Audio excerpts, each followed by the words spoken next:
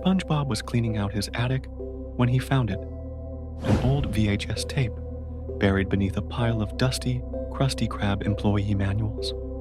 The label, barely legible under years of grime, read Lost Episode. Curious, he wiped it off and held it up to the light. He didn't remember ever filming a lost episode, but the handwriting on the label was unmistakable. It was his. Shrugging, he carried it downstairs, eager to relive a forgotten memory. He dusted off his old television and VCR, then slid the tape in.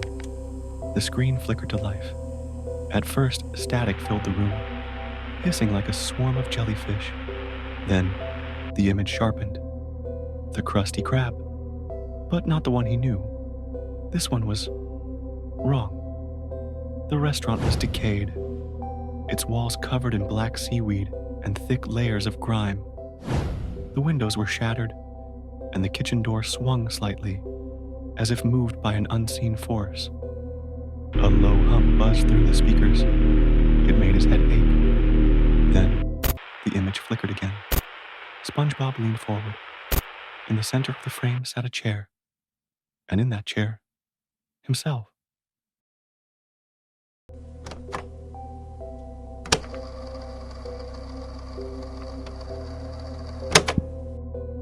But this version of him was lifeless, hunched forward, staring blankly at the screen. His eyes were wide, but there was nothing behind them. No sparkle, no joy. Then, the screen glitched. Static consumed the image for a moment before the lifeless SpongeBob moved, just slightly. His head jerked, turning towards the camera in a sharp, unnatural motion. The speakers crackled as a distorted voice seeped through. "Come back where you belong." SpongeBob's breath caught in his throat.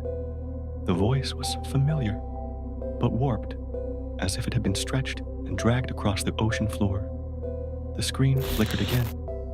Now, the camera was closer. Too close. The lifeless SpongeBob filled the screen, his expression unchanged. A slow, grating sound echoed through the room, like something scraping across the Krusty Krab's tile floor. SpongeBob felt his stomach twist.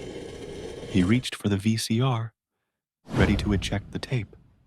But the moment his fingers touched the button, a heavy knock rattled his front door. His heart pounded. He turned his head slowly, staring at the door. Another knock, harder this time. The screen flickered again. The static grew louder. SpongeBob looked back. The camera angle had changed. It was now filming from the Krusty Krab's entrance, looking out at the street where his house should be. The knocking grew more insistent.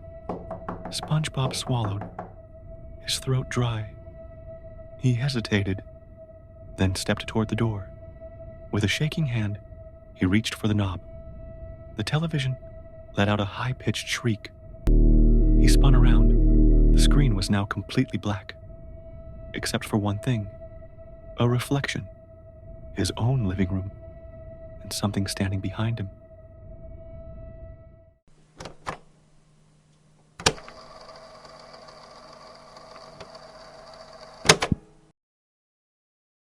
The room fell silent. Slowly, SpongeBob turned his head. Nothing was there. His breathing came in the sharp gasps. He faced the TV again. The screen flickered. The image of the Krusty Krab returned. But now the door was open. Darkness loomed inside. And someone stood in the doorway. It was hard to make out at first. But then, it stepped forward. It was him.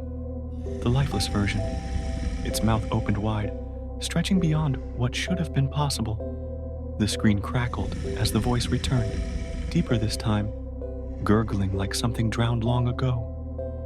"Come back where you belong." The screen cut to static. SpongeBob lunged forward and yanked the tape from the VCR. The television shut off immediately, leaving him in suffocating silence. He stood there, gripping the tape, his fingers trembling. Then, The knock came again, not from the door this time. From inside the house,